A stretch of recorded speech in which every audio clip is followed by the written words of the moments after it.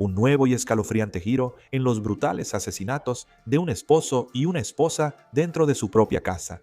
Primer caso, Ohio contra Miguel McKee. Según fiscales, el sospechoso, un cirujano vascular, no solo no superó un matrimonio fallido, sino que pudo haber estado vigilando antes de los asesinatos. Una declaración jurada revela que Miguel McKee pudo haber acechado a Spencer y Monique Tepe durante semanas, entrando a su propiedad y merodeando antes de presuntamente regresar para matarlos a tiros. Estamos en el caso presentado por Ley y Crimen. Soy Cristóbal Stewart.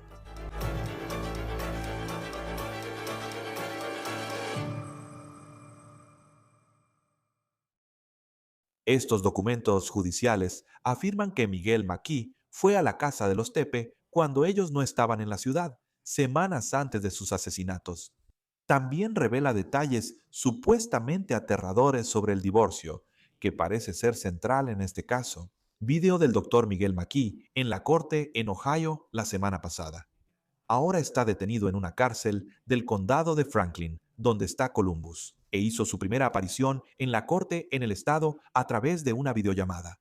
No dijo nada y se mantuvo sin mostrar emociones mientras su abogado hablaba por él. La audiencia duró 1 minuto y fue la primera vez que McKee apareció en la corte tras su regreso a Ohio. Quizás recuerdes que fue arrestado en Illinois, cerca de su trabajo en Rockford, por agentes federales. Ese lugar de trabajo es el Hospital St. Anthony's en Rockford, donde era cirujano vascular. McKee fue arrestado en un Chick-fil-A el 9 de enero. Aprendemos cómo la policía cree que McKee ocultó sus huellas la noche del asesinato de los Tepis.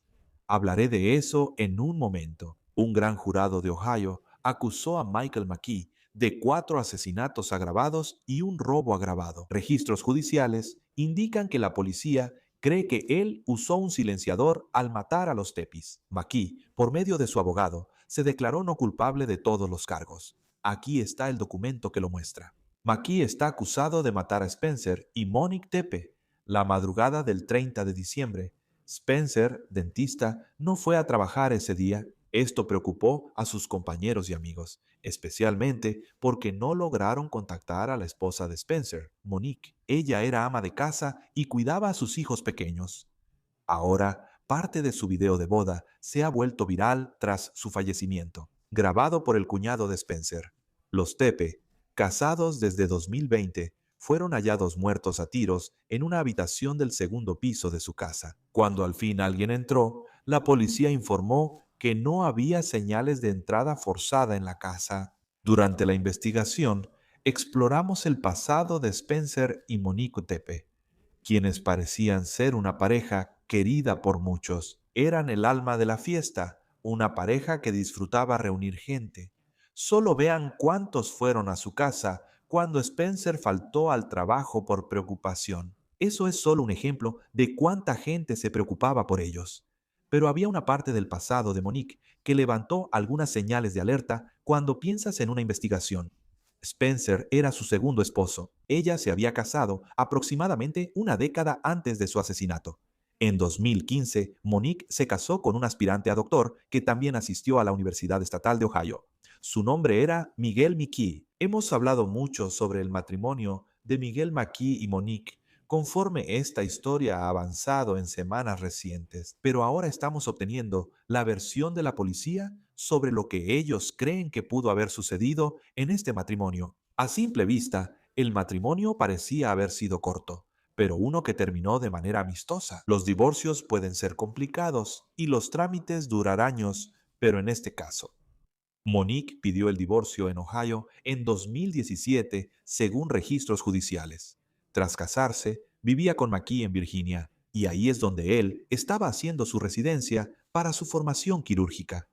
En el momento en que Monique solicitó el divorcio, llevaba separada de McKee aproximadamente 6 meses, si no es que más. Ella vivía en Ohio con su familia y McKee en Virginia. 1 mes y medio después de solicitar el divorcio, se finalizó. Un juez afirmó que Monique se divorció por incompatibilidad con su pareja. Ahora, aunque este divorcio parecía amistoso en la superficie, ahora estamos aprendiendo que supuestamente eso no era cierto. Este matrimonio era perturbador. Y aunque en los papeles decía que este matrimonio había terminado, que la relación entre Michael McKee y Monique había terminado, supuestamente Michael McKee no lo estaba dejando ir. Quiero ponerles un fragmento de audio de Rob Misla, quien es el cuñado de Spencer Tepe. Ha sido el portavoz de la familia desde que hallaron muertos a su cuñado y a Monique. Habló con Anjette Levy en Law and Crime, quien le preguntó si le preocupaba el matrimonio anterior de Monique, y esto respondió: Conocimos a Monique en 2018 cuando Spencer nos la presentó por primera vez, pero estábamos bastante seguros debido a... um, solo era lo que Monique nos contó. Nunca mencionaba su nombre, solo decía su ex esposo.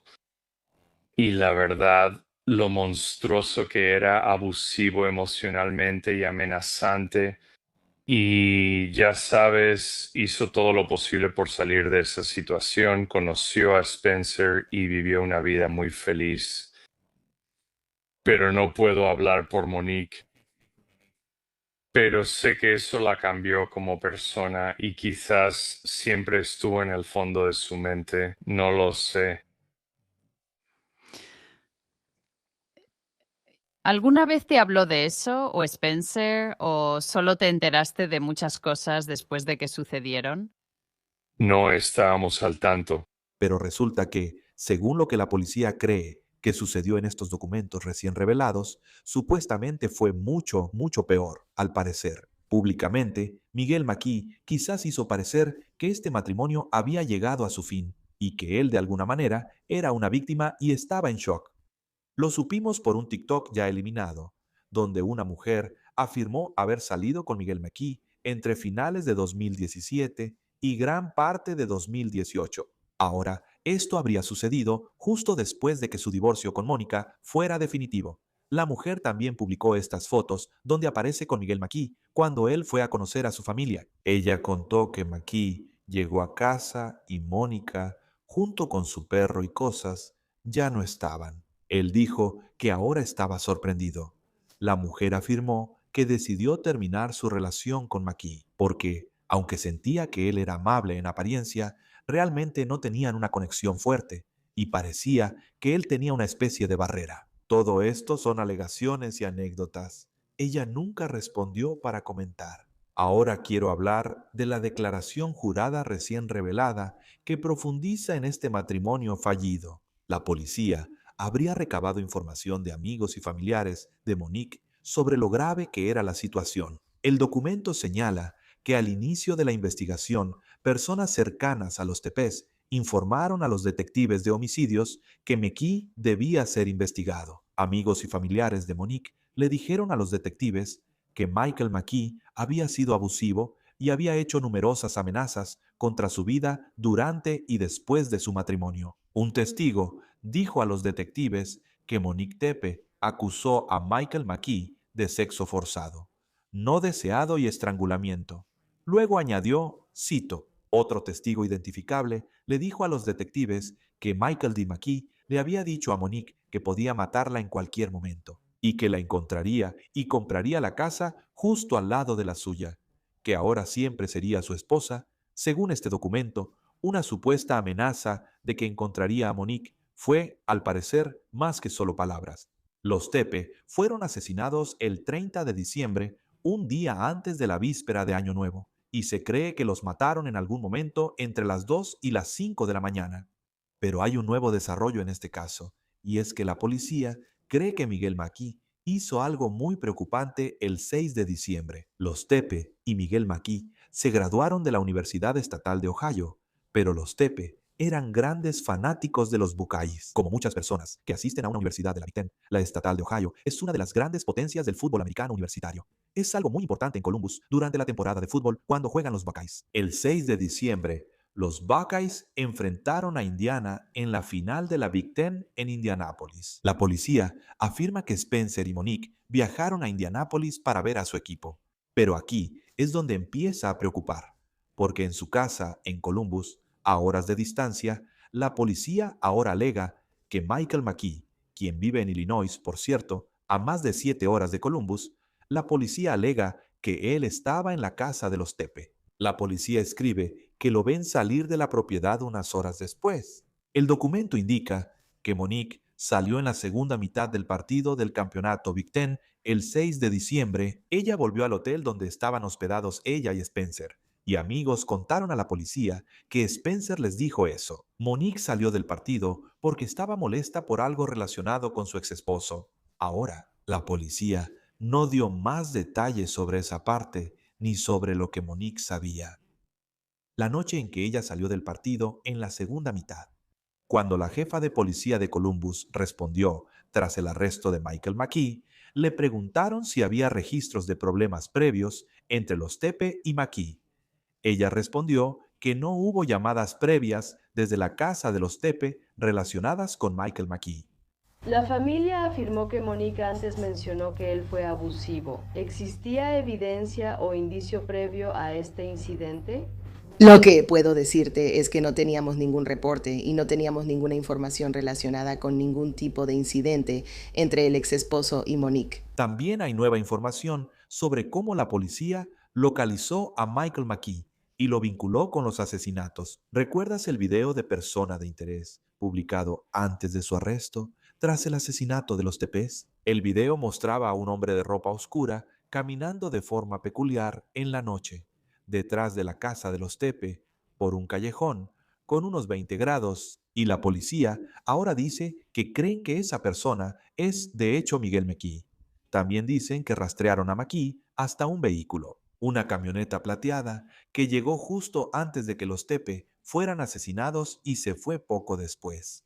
La policía informó que el vehículo tiene rasgos distintivos y los detectives detectaron placas robadas de Ohio y Arizona colocadas en él en distintos momentos. Además, dicen que encontraron que el vehículo estaba asociado con su dirección de trabajo en Illinois, así como con una dirección anterior de Miguel McKee. Miguel McKee vivió en Las Vegas y trabajó para un grupo quirúrgico. Está implicado en una demanda por mala praxis por no entrenar bien a un empleado. La parte sospechosa de esa demanda es que cuando una empresa intentó entregarle los documentos a Miguel McKee, no pudieron encontrarlo. El grupo quirúrgico donde trabajaba dijo que casi había desaparecido. El abogado que presentó la demanda dijo a WSIX-TV en Ohio que la dirección que Miguel McKee dio a su trabajo y que éste entregó al abogado era falsa. Respecto al historial laboral reciente de Miguel McKee, trabajó en el Hospital San Antonio en Rockford, Illinois, a hora y media de Chicago. La policía dice que la noche del campeonato Big Ten, el 6 de diciembre, Miguel McKee no estaba programado para trabajar en el Hospital San Antonio. La policía informa que el 9 de enero arrestaron a Miguel McKee. Confiscaron su SUV plateada del estacionamiento del hospital en Rockford y dicen que el vehículo de Miguel McKee tenía una placa temporal de Arizona antes de los asesinatos. Pero, según los detectives, notaron marcas de raspaduras recientes en la ventana donde había estado la calcomanía. El vehículo fue retirado apresuradamente antes de los homicidios. La policía afirma que en la época de los homicidios de Tepe, el teléfono de McKee fue dejado en su trabajo en Illinois y no tuvo actividad por 17 horas tras su arresto. El departamento de McKee, en un lujoso condominio de Chicago, fue registrado, informó la policía. Dentro de su unidad en el piso 12 hallaron varias armas, una de ellas con posible vínculo preliminar a la escena del crimen en Ohio. Ahora, por mucho que estamos aprendiendo en esta declaración jurada, todavía hay algunas preguntas bastante importantes sin respuesta en este momento. ¿Cómo entró McKee a la casa de los Tepe?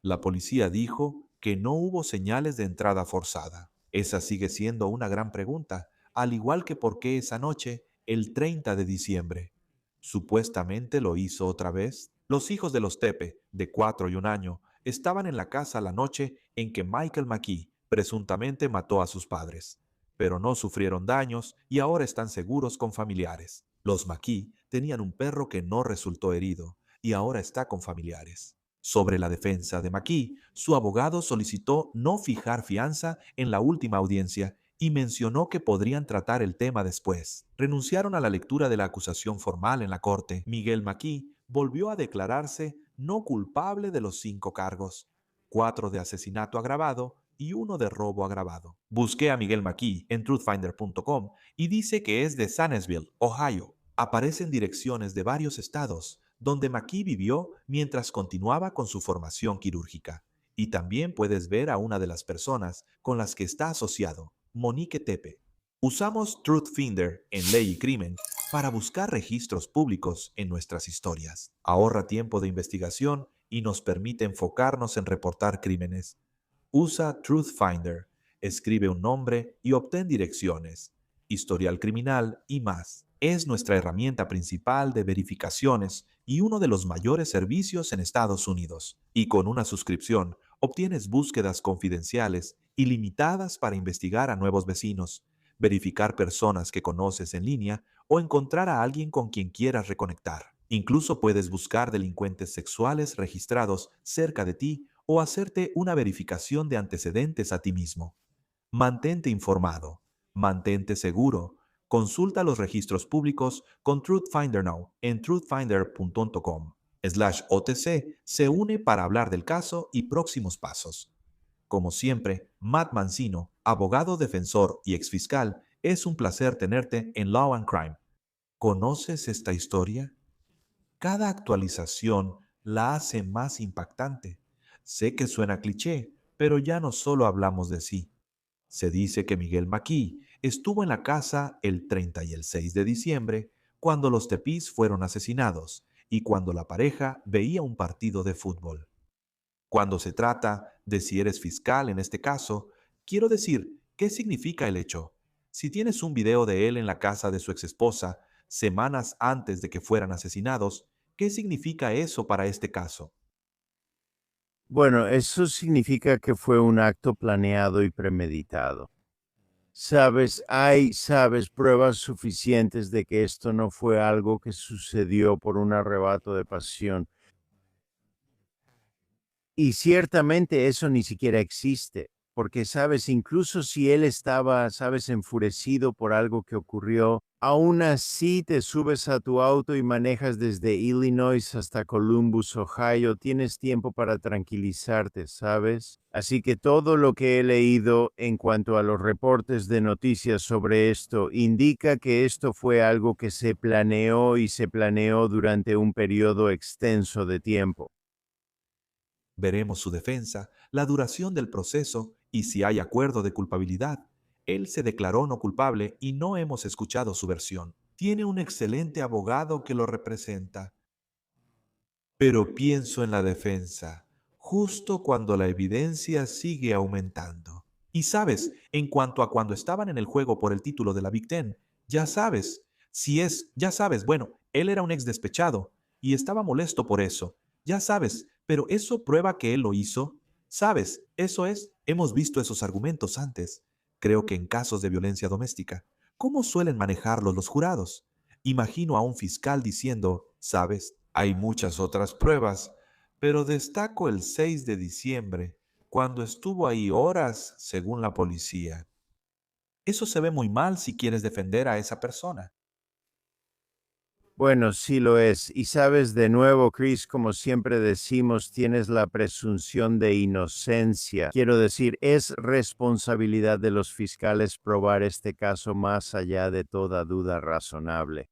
Y sabes, la manera en que haces eso en un caso como este es, juntas las piezas. Así que es como un rompecabezas y vas, ya sabes, a medida que revisas la evidencia, vas armando otra pieza del rompecabezas para que un jurado lo entienda. ¿Sabes por qué estos diferentes episodios, ya sabes, a principios de diciembre y luego obviamente los homicidios, sabes por qué son tan importantes y por qué están relacionados con el cargo principal aquí? Ahora, ya sabes, desde el punto de vista de la defensa vas a ver este caso y vas a decir, oye, ya sabes, muéstrame lo que tienes, que vincule a mi cliente directamente con este asesinato. Bien, entonces sí, tal vez él estuvo ahí antes de eso, el 6 de diciembre. Eso no significa que él sea responsable de sus muertes el 30 de diciembre, ¿sabes? Así que la defensa va a atacar cada aspecto de este caso e intentará hacer que, ya sabes, parezca parezca que no es lo que parece ante este jurado. Y como dijiste, si tienes un abogado defensor de calidad, sabes que va a haber una defensa aquí.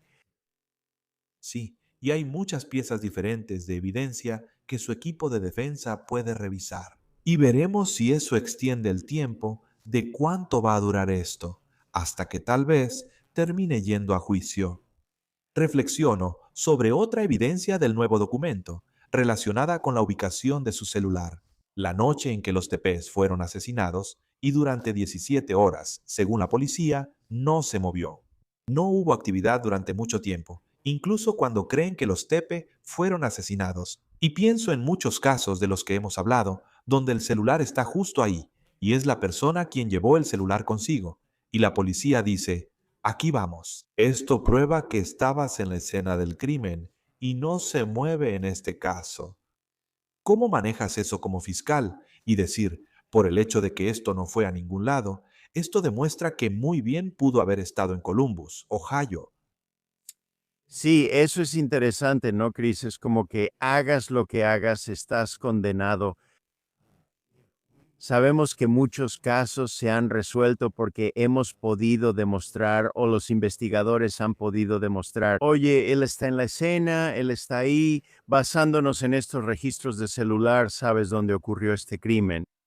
Ahora no tenemos eso y ya sabes, vas a escuchar a los fiscales decir, bueno, lo dejó en casa para que no pudieran rastrearlo, ¿sabes? Así que va a ser interesante ver cómo la defensa maneja eso, ya sabes, porque de nuevo es casi como lo que se ha desarrollado a partir de la Suprema Corte de los Estados Unidos.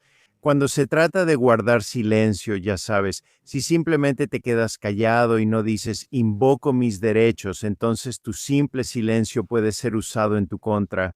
Y eso es, de alguna manera extraña, algo que ha evolucionado a partir del propio teléfono celular. Oye, si no lo tienes, seguro lo dejaste en algún lugar para que no te rastrearan. Pensaría que no sería buen jurado para este caso, pero donde, ya sabes, si me dicen que el celular estaba, ya sabes, tal vez él usaba su teléfono regularmente como la mayoría de las personas, y luego, de repente, simplemente no hay ninguna señal durante 17 horas. O sea, yo saco conclusiones en mi mente al escuchar eso, y creo que mucha gente del público también lo haría. Como abogado defensor, podría decir que eso solo prueba que no tenía su teléfono por 17 horas. En los casos que has llevado, ¿cómo ves que un abogado defensor argumente técnicamente que esto solo prueba que no tenía su teléfono con él? Pero luego ves que la gente común del jurado piensa, no tiene sentido que este teléfono no se moviera en 17 horas. Y sé que hay otras cosas además de eso, como el auto al que dicen que él está vinculado, pero supongo que solo la parte del teléfono celular. ¿Qué opinas de que el jurado reciba información cuando la nariz de X no detecta algo, pero existe esa percepción pública con la que tal vez se dejen llevar?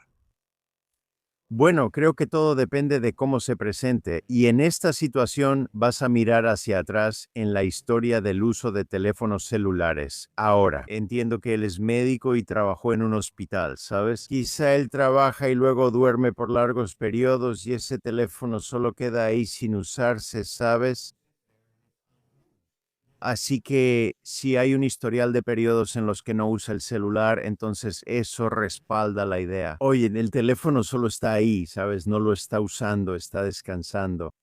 Por otro lado, la fiscalía va a revisar esos registros telefónicos y va a decir, mira, este tipo está en el teléfono todo el tiempo, manda mensajes día y noche. Así que esta pausa en la actividad no indica que el tipo esté descansando, indica que dejó su teléfono atrás para que las autoridades no pudieran rastrear su paradero. También están las declaraciones que hicieron los amigos y la familia de Monique Tepe a las autoridades. Y por lo que sabemos ahora, es interesante pensar en cuando esto sucedió y no hubo un arresto. Siempre existía esa pregunta de, o sea, la policía mantenía todo tan en secreto que uno pensaba, ¿tienen algo? ¿Quién pudo haber sido? ¿Quién hizo esto? Pero ahora estamos leyendo que desde el principio ya lo sabían.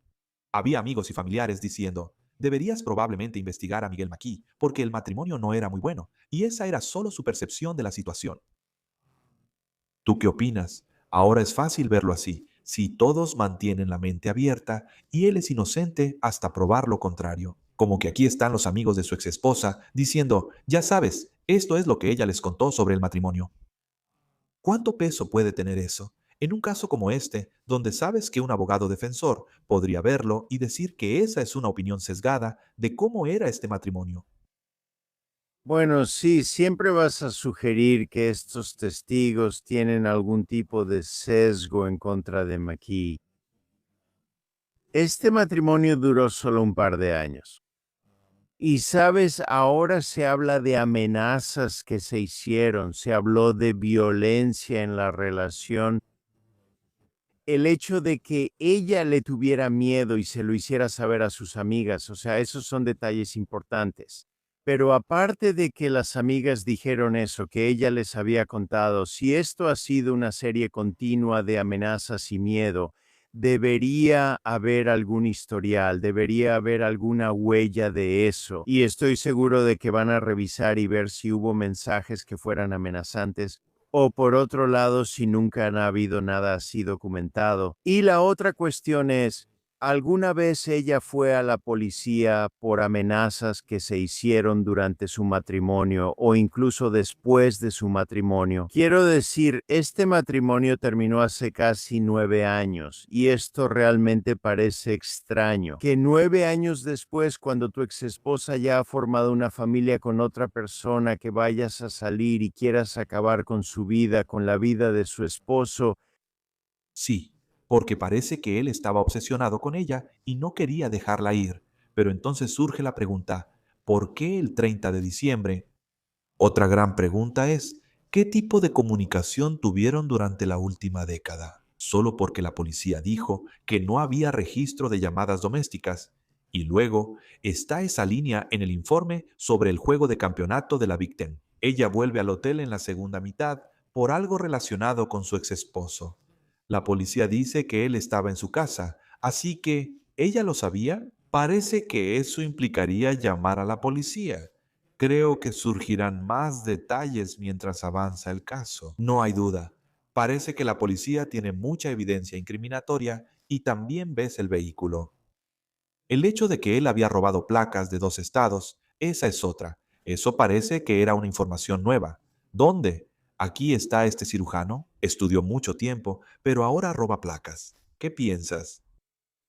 Sí, o sea, no parece haber ninguna razón para tener placas robadas en tu vehículo para ningún propósito, pero para evadir algún tipo de vigilancia, para hacer parecer que no eres quien aparentas ser, que este no es el vehículo registrado a este dueño. Y de nuevo, tienes que considerar con quién estás tratando también en términos de un jurado.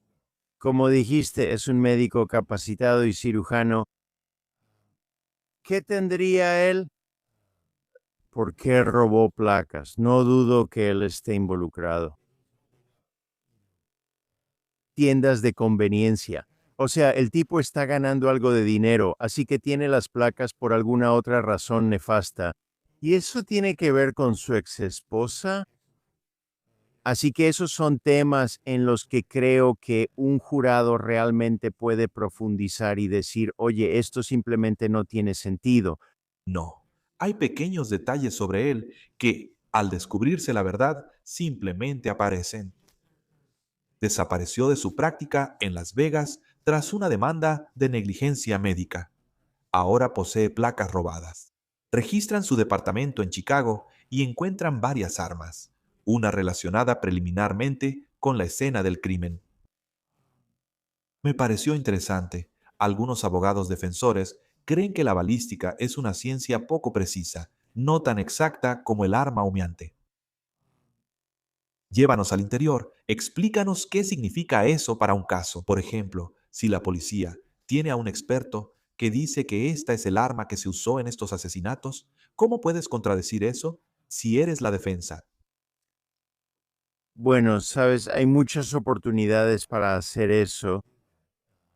Con respecto a la evidencia forense, porque lo que estamos aprendiendo, y especialmente con la evidencia de ADN, es que la evidencia forense no es el estándar de oro que pensábamos que era hace años. Todo, desde las huellas dactilares hasta la balística y las marcas de herramientas, todas esas cosas han sido muy examinadas, porque descubrimos que personas que han sido condenadas en juicio basándose en huellas dactilares o en balística han sido encontradas inocentes o exoneradas. Así que estamos aprendiendo que estas ayudas forenses que se han utilizado en cientos y miles de juicios realmente no son lo que se pensaba que eran. Existe una verdadera oportunidad de cuestionar la evidencia forense, especialmente en balística y en la identificación de testigos. Sabemos que muchas exoneraciones han ocurrido para personas que fueron condenadas basándose en la identificación de testigos presenciales. Así que esas cosas en las que siempre hemos confiado y creído que podían resolver crímenes para nosotros, ahora están en duda. Esto permite un contrainterrogatorio exhaustivo de los testigos expertos y puede implicar riesgos al ponerlos en el estrado. Por último, tenemos esta declaración jurada con nueva información que muestra más sobre lo que la policía cree tener contra Miguel McKee. Pero supongo que tienen mucho más que eso de lo que están dando a conocer. ¿Por qué se divulga información mientras otras cosas siguen siendo secretas? Bueno, lo sé en mi tiempo como fiscal y pasé 8 años como fiscal. Yo siempre abogué por poner la mínima cantidad posible de información en una declaración jurada para cumplir con el estándar de causa probable, porque mucha de esta información no quieres revelarla en una audiencia preliminar. No quieres que tus oficiales y otras personas involucradas, testigos, sean contrainterrogados sobre pruebas que podrían ser importantes, pero que no son necesarias en esa etapa del caso. Así que sí, estamos aprendiendo algo por los informes y las declaraciones juradas. Pero estoy seguro de que hay mucha más evidencia allá afuera que respalda la posición del fiscal de que pueden probar este caso más allá de toda duda razonable. Ese estándar al principio es mucho más bajo que el estándar del juicio. Siempre abogué por usar lo mínimo necesario para superar el umbral y tener mi evidencia lista para el juicio. A los medios nos gusta tener más evidencia en la declaración jurada al seguir estas historias. Matt Mangino, gracias por acompañarnos en Law and Crime como abogado, defensor penal y exfiscal. Gracias, Chris. Esto fue On the Case por Law and Crime. Suscríbete en YouTube, Spotify y ahora escúchanos en Peacock. Soy Chris Stewart. Hasta la próxima.